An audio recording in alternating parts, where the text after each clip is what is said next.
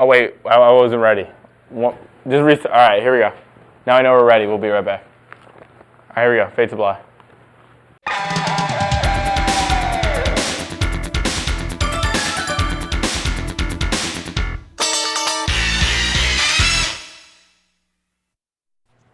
Hello, hey, and welcome back to the show. We got a great one with new faces and one old great one. Now let's get right to it then. We'll start with Mary Dean and girls lacrosse. Now all stats as of April 25th. So if you're watching this past April 25th and we say something wrong, I apologize. They are currently 1-4 in the American Conference, and it's been a long season with a lot of inexperienced players and seniors. We're just trying to pave the way for the younger players to have a good season next year and years on. Now, I may have forgot to mention on the show earlier when we did a show about all the new coaches, Mr. Brendan Herron. He's the new boys tennis coach. He led the boys. He is leading the boys to a 3-1 record in Suburban 1. And now let's get to boys volleyball, to Jeff Harris. He's dealing with a team full of seniors and just 200 underclassmen. At one point in the game, their whole back row is just one family. That's pretty interesting. And he's led them to a 2-5 record with the bulk of their tough schedule out of the way. So maybe we'll see that go up. And we'll actually be right back with a tennis player, Mr. Ethan Asam. Hello, and we're back now with Ethan. And now, Ethan, how has Mr. Brendan Herron been as a coach? I mean, he's done a pretty good job. We have a decent record this year. He really lets people with experience use what they know. And, you know, if you're having an off day, he'll give you some tips of how to help. But he really lets you play like you know how to, and that's good when you're playing. So he's doing a pretty good job. Now, how have you been, personally this season? This year I'm playing first doubles with Tom Karkachev. We probably the best record on the team right now. We're probably around 9-5 for our personal record. We're looking to go to districts next week and hopefully do well there. So we're doing pretty well. Now, how's the whole team been this season? The whole team, it hasn't been the best season we've had, but we're probably looking to get fourth in our league. But we were really close with a lot of teams, really close with PW. So if we won that, we could have gotten third place in our league and maybe possibly gone to playoffs. So next year we'll see how they do. All right. Well, thank you for being on. Thank you. All right, and we'll be right back, Mr. Willman. Mr. Willman, you've been an English teacher for how long now? This is my 17th year. It's exciting, right? Yeah, it is. Mm-hmm. How many years have you been doing Film Fest? Well, this would be the 10th annual, so 9 years. Oh, wow. It's exciting. Yeah, it is. Mm-hmm. Now, what's that? No, because I had a couple questions. I'm drawing blanks now. Well, you could just keep telling me things are exciting and I'll just agree. Yeah. No, generally people just go into detail about something. They'll go on and on.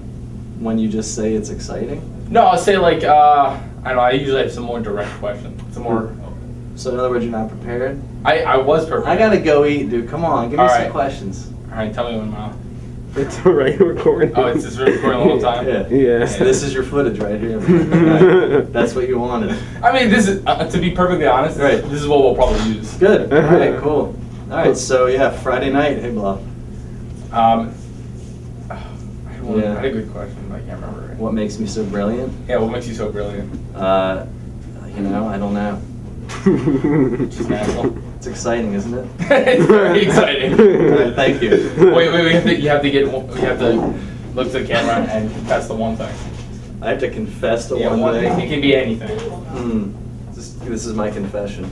I drink my coffee without sugar and without cream. Hello, we're back.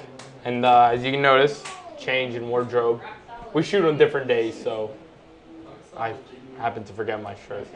But anyways, we're here with Emily Hawkins to talk about a little bit girls lacrosse. Talked about it earlier and talk about how she's done this season. Now, how has Mary been this season?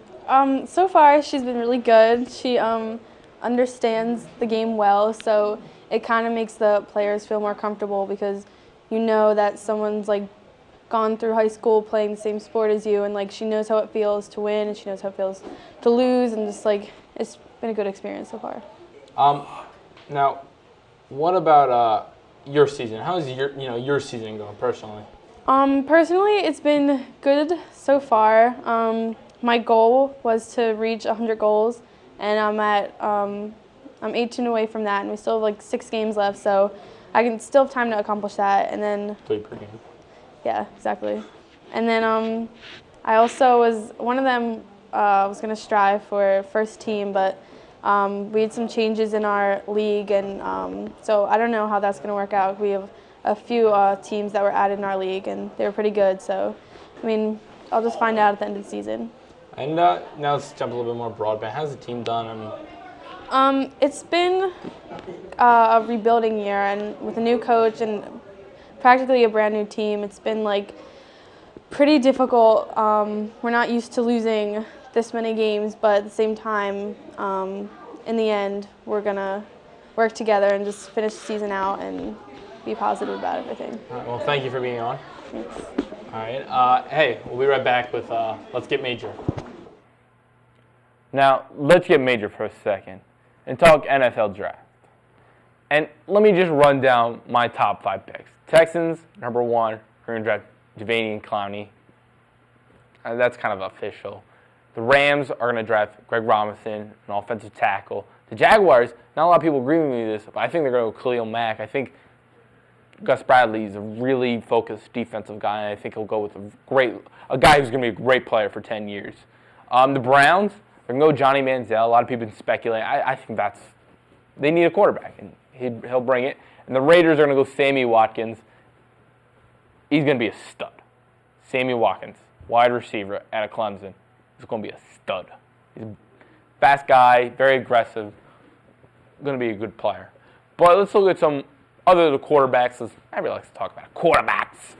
I think Blake Bortles is going to go 8 to the Vikings. They need a quarterback. Ponder's obviously no longer the option. They got rid of Freeman. I think Bridgewater he's a talented quarterback. I think he's a very talented quarterback. He's going to make it in the NFL, but he's just done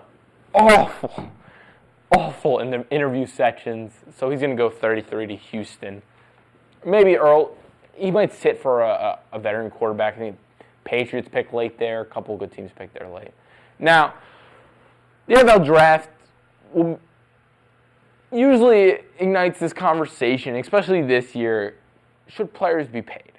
Now, and I know I'm kind of stretching, but, let's just leave it as it is. It's me stretching. I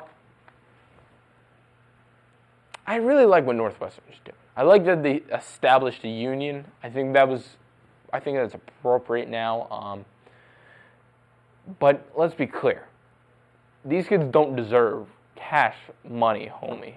They might think they deserve money, but they don't. Because you've never seen a guy from Alabama, Ohio State, USC not be able to compete because of starvation. These guys are being pampered and treated great. Okay? Let's be clear. These aren't kids who are just being tossed out there, and I know everybody got overexcited about what the player from UConn said. But let's be honest, there are ways to pay for your college meals, and it's believed that maybe he did it wrong. There was one way where you pay every day. You get your set meals, so you get lunch, breakfast, and dinner, and you just pay for it every day, and you can't really buy anything in between, no snacks. And then there's the one way where you just get a card, and anytime you'd like, just swipe. And maybe he was doing that. But again, speculating, I might be wrong. You never know. But let's just be clear. They don't deserve to get paid. They deserve incentives. I believe, 4-year scholarship sounds right. All right, you know what? You've earned it. We're going to give it to you. You can't lose it. Not due to injury, just underperformance. If you don't perform to the standards that the team has set, then I think being cut is fair. And you can get picked up by somebody else. Somebody else will be interested in you. You never know. That's all we got. not waving goodbye. I'm just waving. Thank you, Miss Ferriola, Marlon, Bilal. You guys are the best. Thank you, Ethan, Mr. Willman, and Emily for being on the show. And guys, real talk. Don't forget to go home and record this every day. You have to watch every episode every day. All right, this plays at 10:15, 11 something, I forget, and 12:12 for good luck, and at 6:31 prime time, baby. Hey, read the Sheltonian. I don't have the paper to throw. I forgot to get one. Okay, we'll see you next time. My article's in the back again, guys. I'll see you. Wait, maybe I'll throw the Sheltonian. Oh, that just curved and missed. That just went, whoa!